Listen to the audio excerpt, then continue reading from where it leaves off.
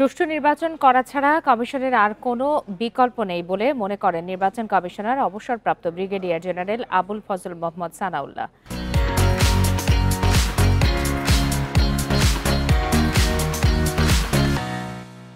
সোমবার নির্বাচন ভবনের কর্মকর্তাদের সঙ্গে সভা শেষে সাংবাদিকদের কাছে একথা বলেন তিনি।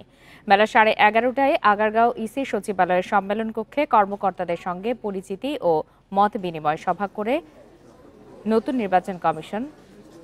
বৈঠকে প্রধান নির্বাচন কমিশনার এএমএম নাসির উদ্দিনের নেতৃত্বে অংশ নেন অন্য 4 নির্বাচন কমিশনার। পরে নির্বাচন কমিশনার আবুল ফজল মোহাম্মদ সানাউল্লাহ বলেন, সুষ্ঠু নির্বাচন আয়োজন করতে ইসি দায়বদ্ধ, চ্যালেঞ্জ নয়। নির্বাচন কমিশনের দায়িত্বকে সুযোগ হিসাবে দেখছেন তিনি।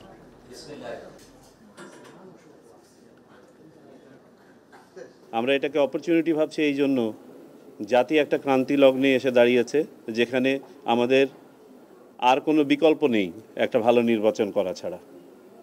এবং আমরাই সেই ব্যক্তিরা যারা আল্লাহ এখানে নির্ধারণ করে পাঠিয়েছেন এই প্রত্যাশা ডেলিভার করার জন্য, এবং আমরা আত্মবিশ্বাসী, ইনশাআল্লাহ আমরা এটা ডেলিভার করব।